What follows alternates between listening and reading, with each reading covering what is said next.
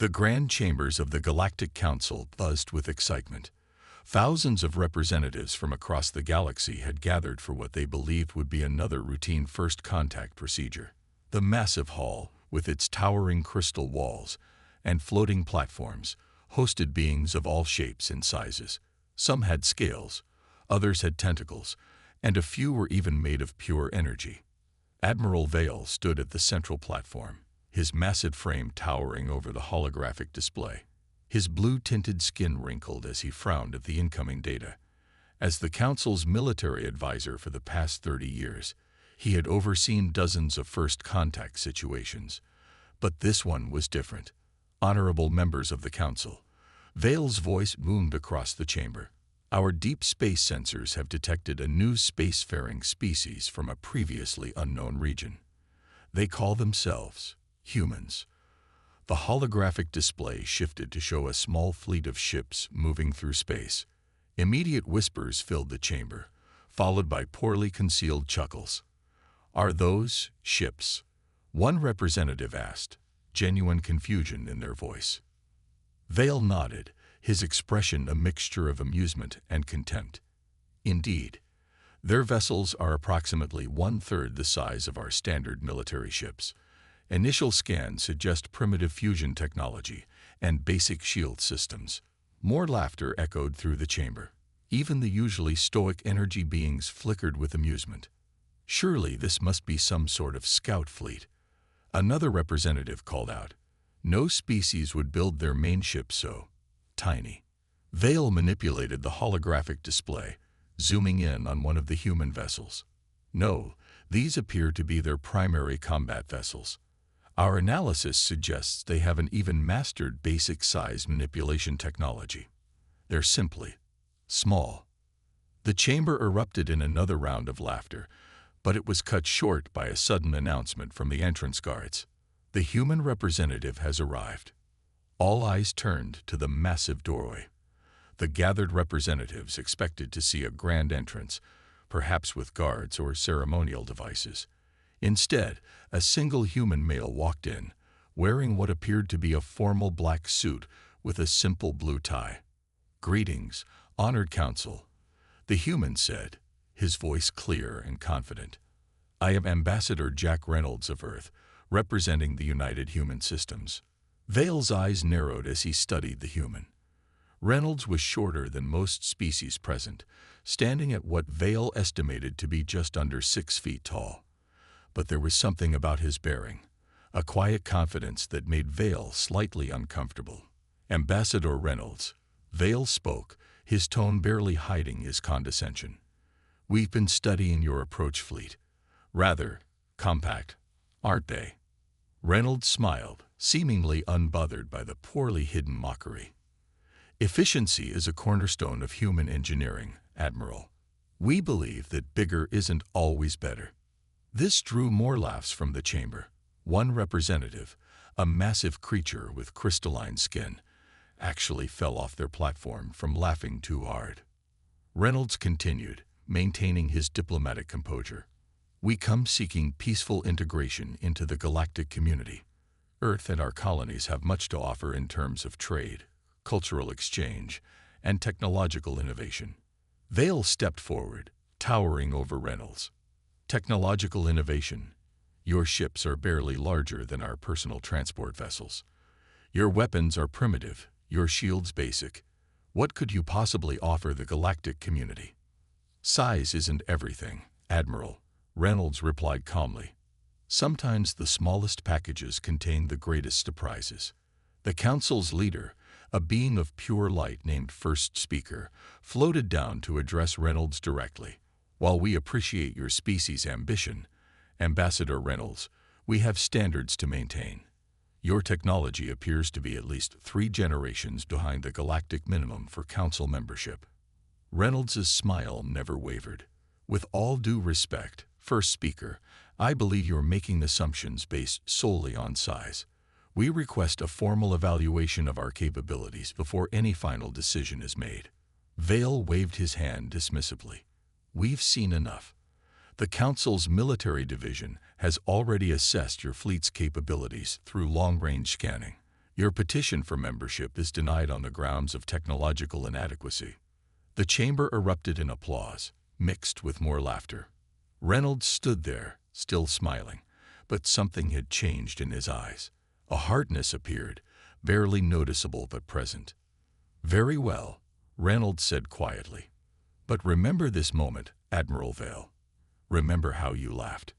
Because someday soon, you'll learn why humans believe that good things come in small packages." With that, Reynolds turned and walked out of the chamber, leaving behind a chorus of mocking laughter. Only Vale noticed that the human's smile had never reached his eyes, and for just a moment, he felt a tiny spark of doubt. But he quickly dismissed it. After all, what harm could such a tiny fleet possibly do? 3 months after the failed council meeting, the Meridian Empire decided to teach humans a lesson. Their massive warships, each the size of a small moon, jumped into the space near Dawn's Hope, a small human mining colony. General Rex of the Meridian Empire stood on his command bridge, looking down at the tiny planet.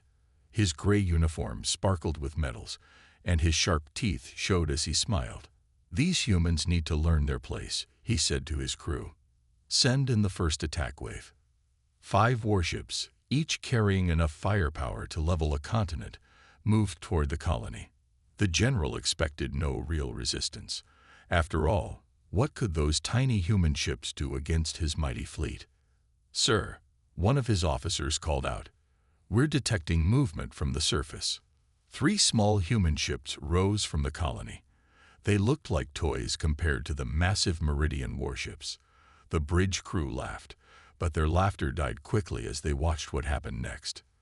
The human ships didn't run. Instead, they accelerated to speeds the Meridians had never seen before. Their movements were sharp and precise, nothing like the slow, powerful turns of Meridian ships. "Impossible," General Rex whispered. "Nothing that size should move that fast." Captain Tom Miller sat in the command chair of the lead human ship, the Swift Strike. His face showed no fear as he gave orders. "Wolf pack formation," he said calmly, "just like we practiced." The 3 human ships split apart, moving in patterns that seemed random at first. The Meridian ships fired their massive weapons, but the energy beams passed through empty space. The human vessels were simply too quick to hit. "Target their engine sections," Miller commanded. "Remember your training. Size means nothing if you can't hit your target." The human ships darted between the massive Meridian vessels like angry wasps. Their weapons might have been smaller, but they struck with surgical precision. The first Meridian ship's engines exploded in a brilliant flash of light. "How?" General Rex slammed his fist on his command console. "How are they doing this?" A second Meridian ship lost power as the human vessels struck again and again at critical points. The huge alien warship drifted helplessly in space, its crew unable to maintain control. The remaining Meridian ships tried to coordinate their fire, but the human vessels seemed to predict their every move. They slipped through gaps in the Meridian formation that shouldn't have existed, striking hard and fast before disappearing again. "Sir," Miller's second-in-command reported, "enemy ships are starting to retreat." Indeed, the remaining Meridian vessels were turning away, their massive engines glowing as they prepared to jump to safety. They left behind 2 disabled ships and countless damaged systems. General Rex watched in disbelief as his attack force flowed from just 3 human ships. "This is impossible," he muttered. "Impossible." Back on his ship, Captain Miller allowed himself a small smile. "Send word to High Command," he ordered. "Tell them the Meridians took the bait. They think they've seen what we can do." The truth was, the 3 ships that defended Dawn's Hope were older models. The real human fleet, hidden in secret shipyards across Earth's territory, was far more advanced. But High Command wanted the Meridians to underestimate them just a little longer. News of the battle spread quickly through the galaxy. Most dismissed it as a fluke, a lucky victory by the humans. The Meridian Empire, embarrassed by their defeat, planned a larger attack. This time, they would send not just 5 ships, but 50. In his office on Earth, Admiral James Stone read the battle reports with satisfaction. Everything was going according to plan. The Meridians had taken the bait, just as they'd hoped. Soon, they would learn why humans had built their ships the way they did. "Send word to all shipyards," he ordered his aide. "Begin full production. The Meridians will be back, and this time, they'll bring their full force." He looked at a hologram showing hundreds of human ships under construction. "Let them come. Let them bring their giant ships and their massive weapons. They'll learn what every human child knows." He turned off the hologram and smiled. "The bigger they are, the harder they fall." In deep space, the Meridian Empire gathered its forces, preparing to restore their wounded pride. They still didn't understand that the real battle hadn't even begun. The humans were ready, waiting patiently with their tiny fleet. And soon, very soon, the galaxy would learn why you should never judge a ship by its size. The research lab deep beneath Earth's Pacific Ocean was a marvel of human engineering. Dr. Alan West stood before a large window, watching as robots assembled another compact fusion reactor. Each one was small enough to fit in a standard cargo container, yet powerful enough to drive a warship through space. "Tell me again," said Ambassador Reynolds, who had just returned from the failed council meeting. "How did we end up building ships so different from everyone else?" Dr. West turned from the window, his gray hair reflecting the blue light from the reactor assembly. "Necessity," he answered simply. "Earth was running out of resources when we started our space program. We couldn't afford to waste materials on giant ships." He walked to a holographic display and brought up an image of a Meridian warship next to a human vessel. "Look at all this wasted space." He pointed to the alien ship. "They build big because they can, not because they should." The display changed to show the inside of a human warship. "We learned to make things smaller, better, more efficient. Our fusion reactors are a tenth the size of theirs, but produce twice the power. Our shield generators are tiny but more effective because we focus the energy exactly where it's needed." Reynolds watched as the display showed a simulation of a human ship avoiding enemy fire. "And the speed. How did we achieve that?" "That's thanks to our eye-targeting systems and inertial dampeners." A new voice joined them. Commander Jane Reed, Chief of Ship Design, walked into the room. She wore the standard blue uniform of the Science Division, her black hair tied back neatly. She tapped the display, showing the internal systems of a human ship. Most alien races build huge dampening fields to handle high-speed maneuvers. We created small, interconnected dampeners throughout the ship. The AI coordinates them in real time, letting us pull turns that would tear their big ships apart. "And our weapons?" Reynolds asked. Dr. West smiled. "That's the best part." He brought up another display. "We don't need massive cannons. Our compact plasma accelerators can punch through their shields because we can hit the same spot multiple times in seconds. Their big ships can't track us fast enough to stop us." Commander Reed added, "Plus, our small size makes us harder to hit. Their targeting systems are designed for large vessels. We're like trying to shoot mosquitoes with a cannon." The display showed footage from the recent battle at Dawn's Hope. 3 human ships danced around the massive Meridian vessels, striking with precision and disappearing before the enemy could respond. "But here's what they don't know yet," Dr. West said, pressing another button.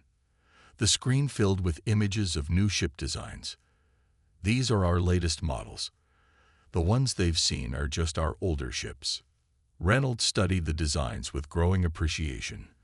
The new ships were even more advanced, with improved systems that made them even deadlier despite their small size. "Every defeat we handed them was with outdated technology," Commander Reed explained. "We wanted them to underestimate us. The real fleet." She paused, smiling. "Well, they're in for quite a surprise." "Show him the Wolf Pack system," Dr. West suggested. Commander Reed nodded and brought up a new simulation. It showed squadrons of human ships moving in perfect coordination. "Our ships work together, linked by quantum AI networks. Each squadron thinks and acts as one unit, While the aliens are still trying to turn their massive ships, our vessels are already hitting them from multiple angles. The Meridians think size equals power, Dr. West said. They never learned what humans have known for centuries. Efficiency beats brute force every time. Reynolds watched the simulations with newfound confidence. They laughed at us in the council chamber, he said quietly. Called our ships tiny, primitive. Let them laugh, Commander Reed replied. They don't understand that every small human ship carries thousands of years of human innovation. We had to be clever because we couldn't afford to be wasteful. Dr. West turned back to the window, watching another reactor come off the assembly line. The galaxy is about to learn an important lesson, he said. One that humanity learned long ago through necessity. What's that? Reynolds asked. The best things often come in small packages, Dr. West smiled. And the most dangerous predators aren't always the biggest ones. Outside the window, another fusion reactor lit up, its blue glow promising power far beyond its size. Just like humanity's ships, it was proof that being small didn't mean being weak. The galaxy was about to learn this lesson the hard way. The human colony of New Gibraltar hung in space like a blue jewel. Its orbital defense stations looked tiny compared to the massive fleet approaching from the darkness of space. 50 Meridian warships, each one bigger than a small city, emerged from hyperspace. Inside the lid Meridian ship, Admiral Grant of the Meridian Empire stood proudly on his bridge. This time, we'll show these humans what real power looks like, he declared. No more games, no more embarrassments. The Meridian fleet formed a battle line that stretched for thousands of miles. Their giant cannons charged with enough power to crack planets. They expected to find a handful of small human ships, like at Dawn's Hope. What they found instead shocked them. Admiral, a Meridian sensor officer called out. Multiple ships appearing from behind New Gibraltar's moon. Commander Ann West sat in her command chair aboard the human flagship Swift Justice. Unlike the massive, ornate command centers of Meridian ships, her bridge was small, efficient, and packed with advanced technology. Wolfpack squadrons, report in, she ordered calmly. Red pack, ready. Blue pack, ready. Gold pack, ready. Black pack, ready. 100 human ships, each a quarter the size of a single Meridian vessel, formed up into their attack positions. They moved with perfect coordination, like schools of fish in Earth's oceans. Admiral Grant laughed when he saw them. 100 tiny ships against our mighty fleet. This will be over quickly. Commander West smiled as if she could hear his boast. All ships, execute battle plan Thunder. Show them why size doesn't matter. The human fleet split into their wolf pack formations. Each group of 5 ships moved as one unit, their AI systems linking them together in perfect harmony. Before the Meridian fleet could fire their first shot, the human ships accelerated to attack speed. Impossible. Admiral Grant shouted as he watched the sensor displays. Nothing can move that fast in formation. The first wolf pack struck the Meridian line like lightning. 5 human ships darted between 2 massive Meridian warships, their small but powerful weapons striking with surgical precision. Shield generators exploded. Engine cores went dark. Focus your fire, Grant ordered. Destroy those insects. But targeting the human ships was like trying to catch smoke with your hands. The wolf packs moved in patterns that seemed random, but were actually carefully planned. When Meridian gunners predicted where a human ship would be, it was already gone. Commander West watched the battle unfold on her tactical display. Blue pack, strike their flagship's engines. Red pack, disable their command tower. Gold pack, take out their main weapons. The human ships danced through space, their compact fusion drives pushing them to speeds the Meridians had never seen. Their small size made them nearly impossible to hit, while their advanced targeting systems let them strike the same weak points again and again. 3 Meridian dreadnoughts exploded as their reactor cores went critical. 5 more lost power and drifted helplessly in space. The mighty Meridian battle line began to break apart. This is impossible. Admiral Grant slammed his fist on his command console. They're just tiny ships. Size isn't everything, Admiral. Commander West's voice came through on all channels. You should have learned it by now. More explosions lit up space as human ships struck with devastating effect. The Meridian fleet's formation collapsed completely. Ships began to retreat in panic, their giant engines glowing as they fled. Should we pursue? West's second-in-command asked. She shook her head. Let them run. Let them tell everyone what happened here. Let them explain how their mighty fleet was defeated by ships they called tiny. Admiral Grant watched in horror as his fleet fell apart. Half his ships were destroyed or disabled. The others were running away. And through it all, not a single human vessel had been destroyed. How? He whispered. How could we lose to such small ships? As if answering his question, a final message came from Commander West. Remember this day, Admiral. Remember what happened when you underestimated us because of our size. The galaxy is about to learn that humanity doesn't need giant ships to be powerful. We just need to be smarter, faster, and better. The Battle of New Gibraltar ended as quickly as it began. In less than an hour, the mighty Meridian fleet had been shattered by ships they once mocked as tiny and weak. The galaxy was about to change, and the age of massive warships was coming to an end. The emergency meeting room of the Meridian High Command was filled with tension. Holograms of the New Gibraltar battle played in the center of the room, showing their massive ships being torn apart by the human wolf packs. Admiral Vale, the same officer who had mocked humans in the council chamber, watched the footage with a pale face. Next to him, various military leaders from across the galaxy sat in stunned silence. Play it again, ordered first speaker from the Galactic Council. I want to understand how we were so wrong. The hologram showed a wolf pack of 5 human ships dancing through the Meridian formation. Their movements were perfect, coordinated in a way that seemed impossible. Look at their flight patterns, said General Reed, the Meridian's top tactical expert. Every move is calculated. These aren't just ships flying together. They're thinking together. Another hologram showed close-up scans of a human vessel. Their technology. We completely misunderstood it, admitted Dr. Bridge, head of Meridian Research. Those aren't primitive fusion drives. They're advanced reactors, just miniaturized. Their shields aren't basic. They're precisely focused. We thought smaller meant weaker. We were wrong, Vale said quietly. Completely wrong. The door opened, and a young officer rushed in. Sirs, we just received word. The Blue Star Kingdom tried to attack a human mining outpost. They lost their entire fleet. First speaker's energy form flickered with concern. How many ships? 20 of their largest warships, first speaker. The humans destroyed them with just 3 squadrons. No casualties on their side. Vale stood up and walked to the main display. They're not just winning, he said. They're changing everything we thought we knew about space warfare. The display showed more footage, this time from the Blue Star Kingdom's defeat. The human ships moved like predators, striking vital systems with precision. Their small size made them nearly impossible to target, while their coordinated attacks overwhelmed even the strongest defenses. Our entire military doctrine is based on size and power, General Reed explained. Bigger ships, bigger weapons, bigger shields. But the humans. He pointed to a human wolf pack taking down a massive dreadnought.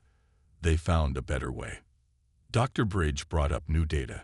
We're receiving reports from across the galaxy. Several species are already asking humans for ship designs. The Centauri Federation has shut down production of their new dreadnought class. Everyone sees which way the wind is blowing. We can adapt, Vale suggested desperately. Build our own small ships. It's not that simple, Dr. Bridge shook his head. This isn't just about size. Their entire approach to space combat is different. Their ships work together in ways ours can't. Their crews train differently. Their whole philosophy of warfare is built around efficiency and coordination, not brute force. First speaker floated to the center of the room. We mocked them, the energy being said softly. We laughed at their tiny ships, and now they're revolutionizing space warfare. General Reed finished. Every battle they win proves we were wrong. The age of massive warships is ending. The young officer returned with another report. Sirs, we're detecting increased activity in human space. Their shipyards are operating at full capacity. Intelligence suggests they're building hundreds of new vessels. Vale sank back into his chair. We thought we were being invaded by primitives with small ships, he said. Instead, we provoked the most advanced space force in the galaxy. The room fell silent as this reality sank in. The footage continued to play, showing human wolf packs systematically dismantling ships 10 times their size. We have to change, first speaker declared. Everything has to change. Our ships, our tactics, our entire understanding of space combat. And if we don't? Someone asked. First speaker's energy form dimmed slightly. Then we'll keep watching our mighty fleets fall to these tiny ships. The humans have shown us the future, whether we like it or not. Outside the meeting room, news was spreading across the galaxy. The mighty Meridian Empire, with its huge warships and powerful weapons, had been defeated by ships they once laughed at. Change was coming, and it would reshape the galaxy forever. The era of human space warfare had begun, and nothing would ever be the same. The Sol system's early warning stations lit up like Christmas trees.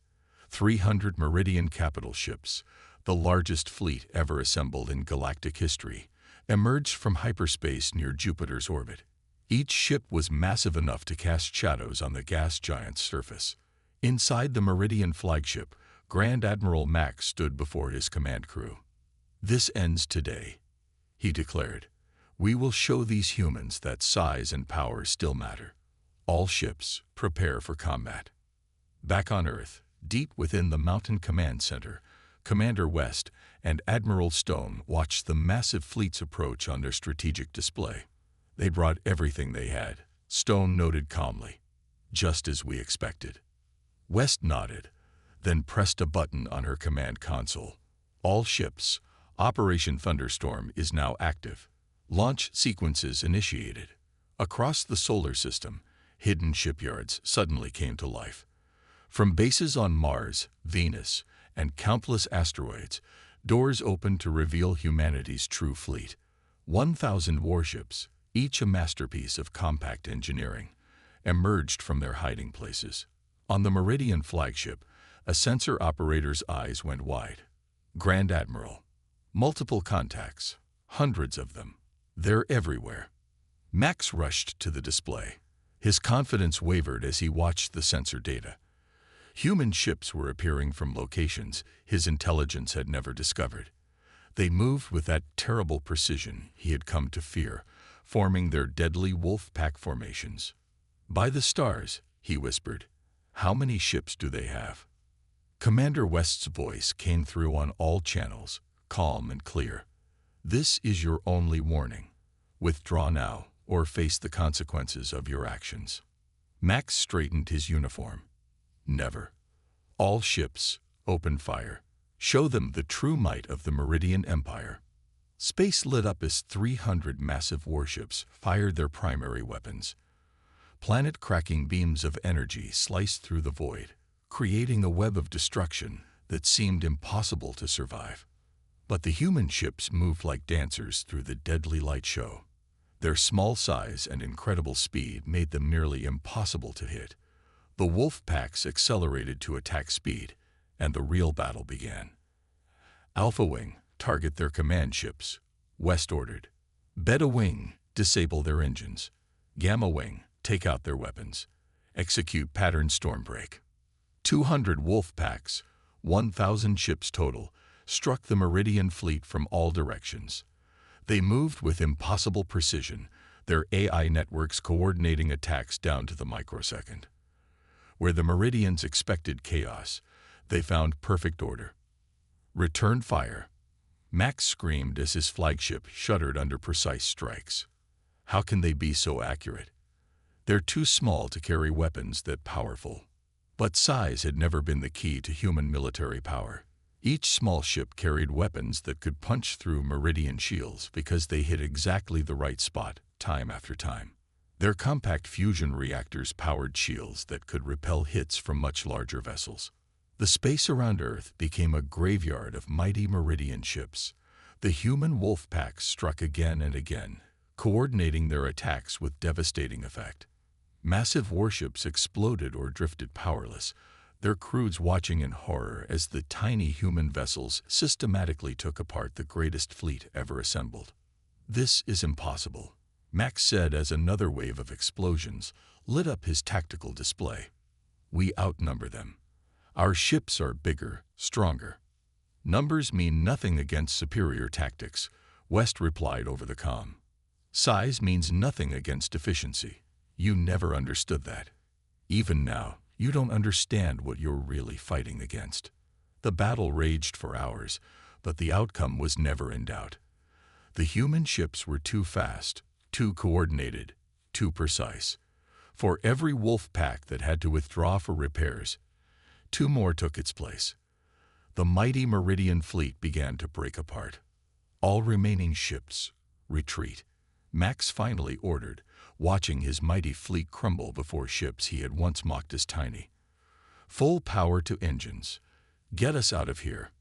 As the surviving Meridian ships fled in panic, Commander West stood on her bridge, watching them go. The space around Earth was filled with the broken remnants of an empire that had learned its lesson too late. "Send word to all commands," she ordered. "The Sol system is secure. Operation Thunderstorm is complete." The battle that would become known as the Solar Storm was over. Humanity had not just defended their home. They had changed space warfare forever. The age of giant warships had ended not with a whimper, but with the thunder of 1,000 tiny ships. The Galactic Council chamber looked very different now.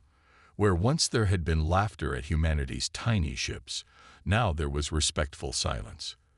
The massive room was packed with representatives from every spacefaring race, all waiting for the historic moment. Admiral Vale stood at the center platform, but his posture was no longer proud and mocking. His blue skin had lost its shine, and his voice shook slightly as he read the official surrender of the Meridian Empire. In recognition of their superior technology and tactical excellence, he read, "The Meridian Empire hereby surrenders unconditionally to the United Human Systems." The silence in the chamber was deafening. Many representatives still couldn't believe that the mighty Meridian fleet, 300 of their largest warships, had been destroyed by the very ships they once mocked. Ambassador Jack Reynolds walked into the chamber, just as he had months ago. But this time, no one laughed. He carried himself with the same quiet confidence, but now everyone understood what that confidence meant. "The human systems accept your surrender," Reynolds said clearly. "We also accept your request for technological assistance in rebuilding your fleet, with more efficient designs." First speaker floated down from the high platform. "Humanity has proven itself beyond any doubt," the energy being announced. "The Council acknowledges its grave error in judgment. We formally extend an invitation for Earth to join the Galactic Council, not as a junior member, but as a full partner." Reynolds smiled. "We accept, first speaker. Earth looks forward to sharing our knowledge with peaceful races who wish to learn." The chamber erupted in applause. Already, dozens of races had requested human ship designs. The age of massive, resource-hungry warships was over. Humanity's philosophy of efficiency and coordination had changed everything. In the back of the chamber, Commander West watched with satisfaction. She remembered how these same beings had laughed at their ships, had dismissed human technology as primitive. Now they understood that true power didn't come from size. "Commander," a young aide whispered, "the joint fleet exercise is ready to begin." Outside the council station, a remarkable sight appeared. 50 human wolf packs, 250 ships, flew in perfect formation. Alongside them were the first graduates of the new Galactic Fleet Academy, where human instructors taught other races the art of small ship combat. "Look at them now," Admiral Stone said, joining West at the viewport. "6 months ago, they laughed at our ships. Now they're building their own wolf packs." Indeed, the new ships of various alien races were clearly inspired by human designs. They were smaller, faster, more efficient. The mighty dreadnoughts of the past were being scrapped, replaced by vessels that valued skill over size. Reynolds joined them at the window. "The Meridian Empire lost 80% of their fleet in that final battle," he said. "But more importantly, they lost their arrogance. They learned what we've known all along." "And what's that?" asked a young alien cadet, one of many now training under human commanders. West smiled. "That the deadliest predators aren't always the biggest. That efficiency beats brute force. That working together makes us stronger than standing alone." The joint fleet outside began their exercise, human and alien ships moving together in complex patterns. The wolf pack formations that had once seemed impossible to others were now being mastered by races across the galaxy. Admiral Vale approached the human group, his head bowed slightly. "I was wrong," he said simply. "We all were. We thought size meant power. You showed us a better way." "There's an old human saying," Reynolds replied kindly. "It's not the size of the dog in the fight, but the size of the fight in the dog that matters." The alien ships outside performed a perfect wolf pack maneuver, earning proud nods from their human instructors. The galaxy was changing, growing, learning. And at the center of it all was humanity, teaching others that being small didn't mean being weak. "What happens now?" Vale asked. West turned from the window, her eyes bright with purpose. "Now we build a better galaxy. Together. Not through force or fear, but through understanding and cooperation. After all," she smiled, "that's the real lesson we learned on Earth. It's not about being the biggest or the strongest. It's about being the smartest, the most efficient, and the most united." Outside, the stars twinkled as ships of all races flew together, proof that the galaxy had learned its lesson. Never again would anyone mock a fleet for being tiny, not when those tiny ships had changed the course of history. The end.